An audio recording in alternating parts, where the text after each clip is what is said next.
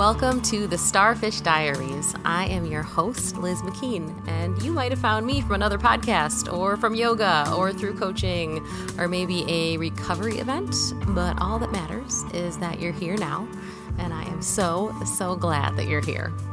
On this show, we're going to be talking about identity and self-trust and recovering from all sorts of things, including shame and burnout and squeezing ourselves into what we think good looks like. And I'm going to use a lot of metaphors because that's how I make sense of the world.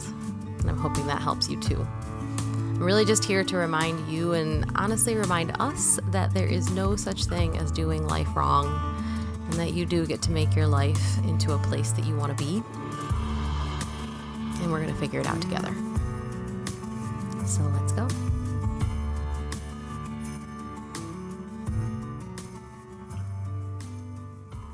Hello and welcome. Welcome back. Welcome for the first time. Welcome for the however many times you've been here with me. And if you're listening to this on the week it is dropping, it is the week that we will hit the new year. So 2026 will be here this week, which is wild. Every year it feels wild. And yeah, this year is no exception. I feel like it gets even more, jarring, I think, as the years go by. I don't know if that's just a aging thing or if it's this, technology world that we live in that makes time feel like it's moving at a faster rate. But whatever it is, holy crap, here we are again. And, I have a good feeling about 2026. I can only control so much, obviously. And,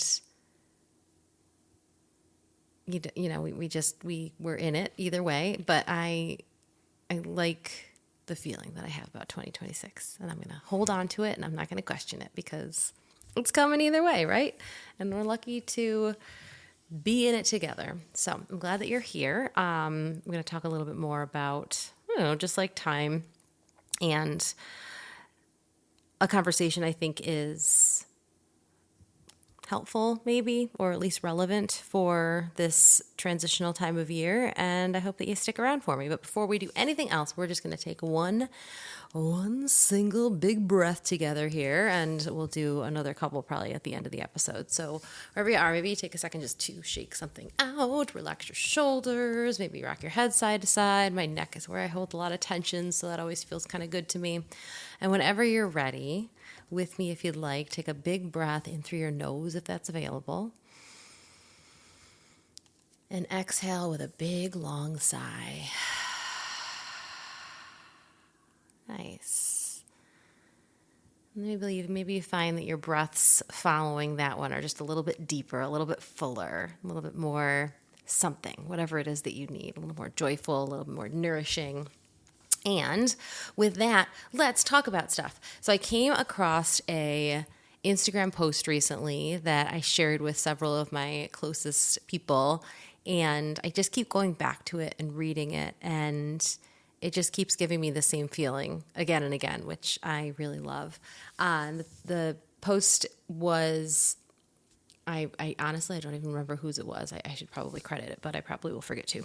Anyways, it said, I love looking back at my old journals because I know her, but she doesn't know me.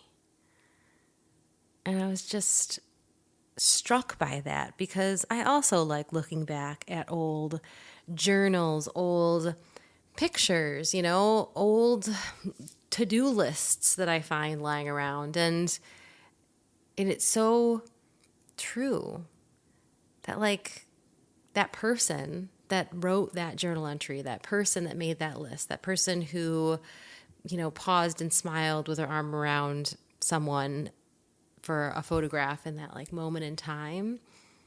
I know her. She's in me.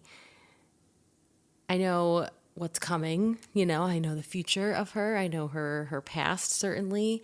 If it is a journal entry, I know what she's feeling in that moment, and I can remember that feeling. And she doesn't know me yet. She doesn't know the things that are going to work out so beautifully beyond anything she could have planned. She doesn't know the things that are going to go horribly wrong. And thank goodness. She doesn't know the relationships that are coming, people that are so important to me that, she hasn't even met these people yet, and they become some of the most important people in her life. She is just previous me. And I just think that's so cool because it implies, that there are all these different moments of ourselves. There's a version of me 2 years from now that's going to look back at this me. And, podcasting right now, so that makes it pretty cool because I'll be able to listen to this me's voice. But even if I wasn't, there's lists, there's pictures, there's little, honestly, even if you're not a journaler, I would imagine you're probably in the digital world somewhere, especially if you're a person listening to podcasts. So there's a breadcrumb trail of things that are important to me now, to you now, that 2 years from you now, or 5 years, or whatever the heck, we'll be able to follow and kind of just step back into that version, that feeling. And sometimes when I think about previous me, previous seasons, chapters, it can feel really, honestly, there's times it can feel really embarrassing. Like, oh my gosh, I can't believe I was her. For sure, there will be a me down the line. I mean, it might be tomorrow, it might be 5 years from now, thinking about today me and just cringing my face off because, oh my gosh, how embarrassing of a human. I just am an embarrassing person. I will forever be, and I've just accepted this about myself. So there'll be cringe. Then there's also things that I'm like mad at myself. I look back and I'm like, you should have known better. But, I'm doing the best I can with what I've got now, just like I did then, just like I will in the future. And when I think about it in this way of, I know her and she doesn't know me yet, it sends this wave of love. I was trying to find the right word and compassion came up, but I think it's really love for those previous versions of me, especially the ones that didn't feel that love for herself at that point. I can love her now.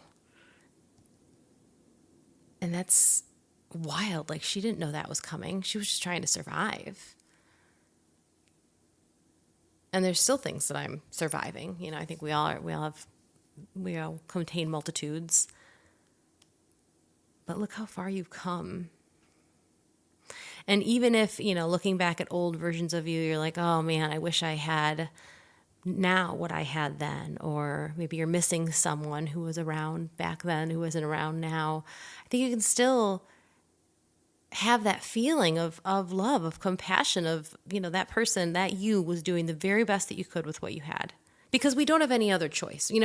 I really believe that. I really believe that every single human is doing the best they can with what they've got. There are people who I really wish they would make different choices. There's certainly people that are in charge of our government that it's hard for me to even say something like that sounds as compassionate as it does, because I don't know that it is deserved or earned. But also, I do believe that people are doing the best we can. And that doesn't mean it's great. That doesn't mean that there's not harm. That doesn't mean, that I can't look back at times in my life where I really fucked up and don't feel like, well, I really wish I hadn't done that. I really wish I hadn't fucked up. I might even look back at old versions of me and think, I knew better. I did know better. I knew I was doing something wrong then, and I did it anyways. And yet, I can look back and be like, but I know her. And she was doing the best that she could do. In that moment, that felt like the choice that she had to make. And I don't agree with it, and I've learned from it, thank God. But that doesn't change the fact that we're so eternally human. I don't know about you, but I had a really hard time with that for a really long time. I really struggled with the phrase that was supposed to be comforting of, we're just human. You're just human. You're just doing the best you can. I never accepted that. For years and years, I was like, well, no.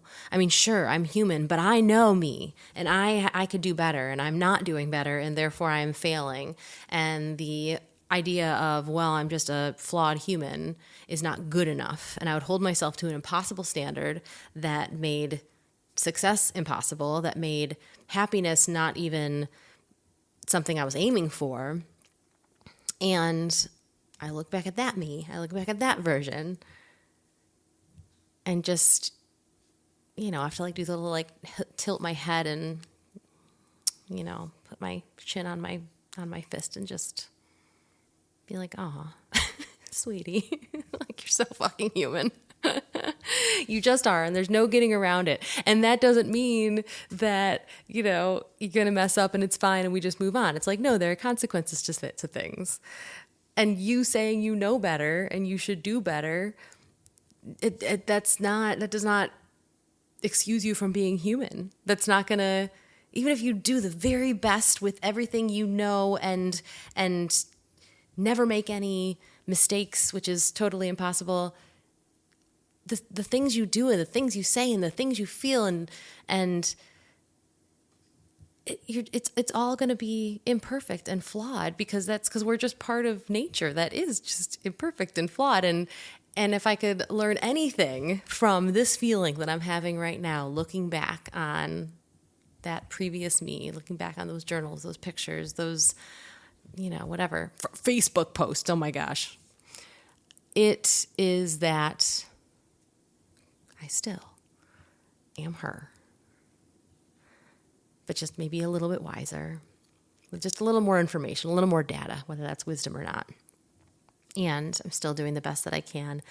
And there will be a moment down the line that I look back, if I'm fortunate enough to be here to look back at me now, and I will be able to just tilt my head and smile, say, "Aw, sweetie, you didn't know it was coming and you couldn't, and you did the best you could with what you had. And I'm so proud of you." I hope you're able to do that too. And again, we're all in different chapters and seasons, and we're all going through different things, and there might be choices that you're making right now that you wish you were doing differently. But maybe if you can just assign or point a little love, a little compassion towards previous you, maybe that'll translate into some love and compassion for current you. Because why not? Just like we can't control 2026 coming, we're just here right now. You just are doing the best that you can. You just are. I'm just going to tell you that you are. And the way things are right now, the way your life is right now, the way the world is right now, and all the good, the bad, the ugly, it couldn't be any other way, because this is just where we're at. And that doesn't mean we're not going to continue to work on expanding our joy and our love and our ability, and just, all those personal growth things still are powerful and important and valuable. But you're doing the best that you can right now with what you've got.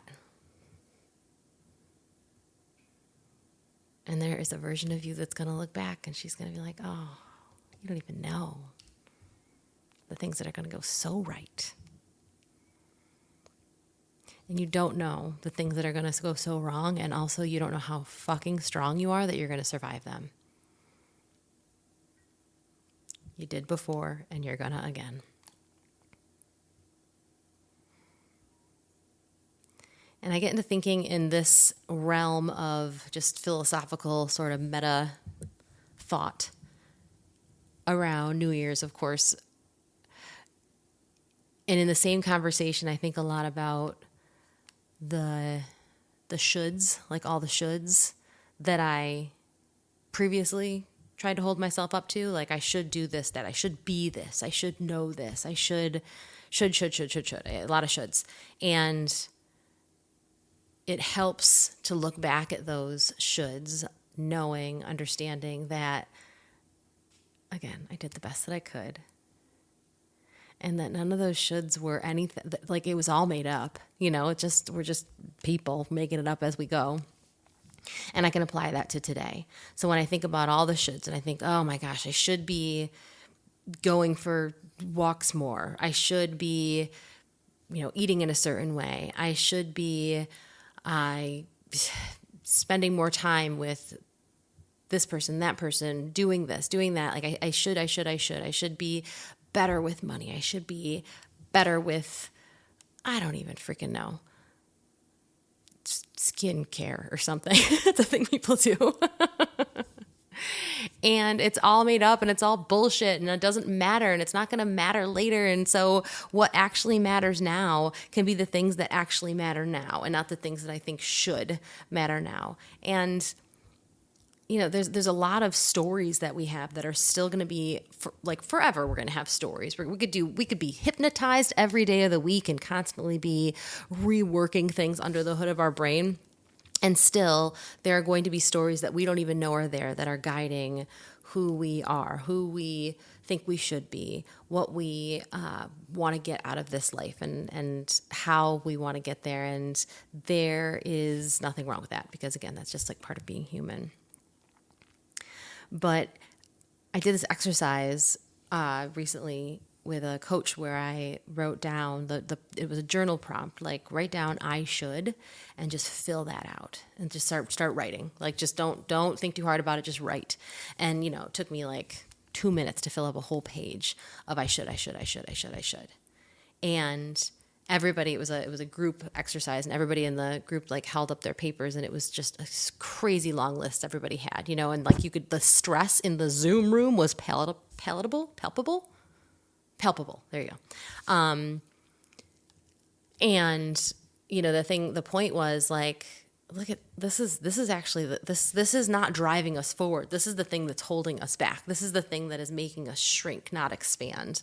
The shoulds don't translate to a action plan. The shoulds translate to a freaking, I don't even know, a weapon we are attacking ourselves with. And if you think about it, if everyone in that room had a big ass list of shoulds, I would be willing to bet you do.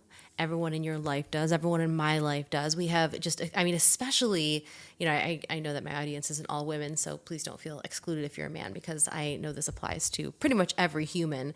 But as a woman, I can speak to the many women in my life who are so full of shoulds. We are so full of shoulds. And we don't even often know whether they belong to us or the culture or society or a parent or God, the amount of times I realize that the person in my head who's like shoulding at me is somebody I like went to grammar school with or something, or, an adult that wasn't even that big of a influence in my life, but I came across once at a vulnerable time and they told me a thing about myself and I just fucking believed it. I got a lot of swears going on today. Here we are.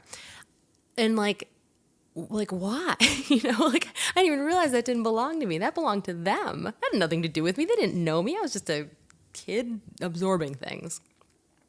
So if we all have these big ass long lists of shoulds, like we're all walking around and it's just weighing us all down, and it's just shrinking us. It's shrinking our world. It's shrinking our opinions of ourselves, and like, ew. It allows, when I think about it, it allows me to have even more compassion for all the versions of me, but then also all the versions of you and all the other people around me. We're just all so full of shoulds. And the next part of that exercise, I'm going to forget it now because it was actually, it was long enough ago that my brain has already started to evaporate the memories. The next one was I can. And make a list of all the I cans.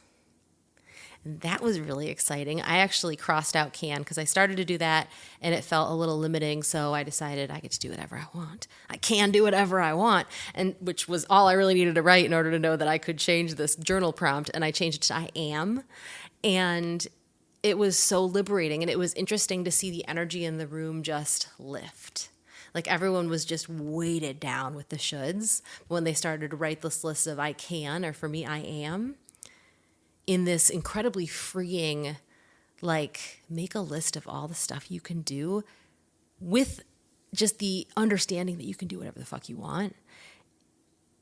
It was like everyone just visibly expanded and lit up. Like everyone just became lighter in all the ways you can become lighter. And that's what I want to bring into 2026. I want to let go of my list of shoulds. Burn that list. And a new list will immediately begin to write itself because it's not that easy, obviously. But I want to at least get rid of the 2025 list of shoulds. And then I want to take that beginning of the I cans and the I ams, starting at the very top with I can do whatever I want. I am who I want to be. I want to take that into 2026, and I want to just have it be a just big-ass novel by the time the year is over. I want to be able to look back at that at the end of 2026 and be like, oh, well, I mean, duh, but also cool. I was right. So I guess that's my invitation for you is maybe you actually do take out a piece of paper and put I should at the top and then make your big ass list. And allow yourself to feel the weight of it. Feel the heaviness of it. I can feel it just thinking about it, just talking about it. I feel it right in my chest. And then set that aside and take a new piece of paper. And again, you could do this in your mind instead of on a paper if you want to, if you're not a pen to paper person. And on the new one, I can. Or if you like my idea, I am. And start writing the things that you know are in you, that you can do. Those incredible, beautiful things that you are, that you already are. And I love the saying. There's this same coach that I'm speaking of has used the phrase, "If the dream is in you, it's for you." I love that so much because that also opens up even more for I am. Because there are things that I will write down that I am that I don't have any evidence for yet, but it's in me. The dream is in me. So it is me. So it's for me. And I know it's in there. And I'm going to write that down. I'm going to put that on paper. And I'm going to throw away the shoulds. And I am going to be lit up by the cans. And I hope you find your version of that, if that exercise isn't one that you love as much as I loved it. Because the you that you are today, who's making that list or whatever the heck it is you want to write down or memorialize, she or he or they don't even know the future version of you yet. But when they look back, they're going to know you and be so proud of you for believing that they were coming, for believing in you enough to stick around for another year and keep trying, keep showing up, for clicking play on a podcast that gives you the opportunity to take a big, deep breath because you deserve a big, deep breath in a moment that's just for you. My friend Bryce the Third, who I have another podcast with. It's called The Friend Lab. If you haven't checked it out, I would love for you to check it out. Very different vibe than this one, but I guess not that different because I'm there. He likes to say, I haven't even met all the people who are going to love me yet. I probably messed that up grammatically, but you get the drift. And I love that. And whenever he says that, I think, yeah, and I haven't even met all the people I'm going to love. Because I love being loved. Who doesn't? But I also love to love. And there are people out there that I'm going to love.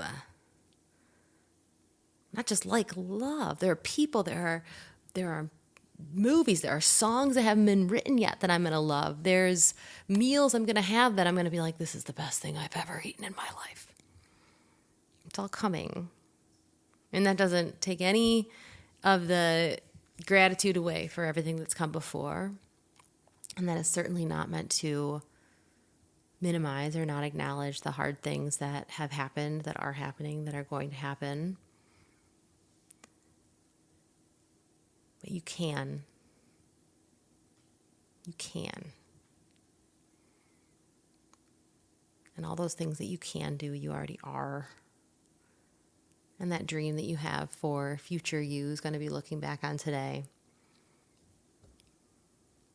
They're coming. And they're so proud of you. And I'm so proud of you.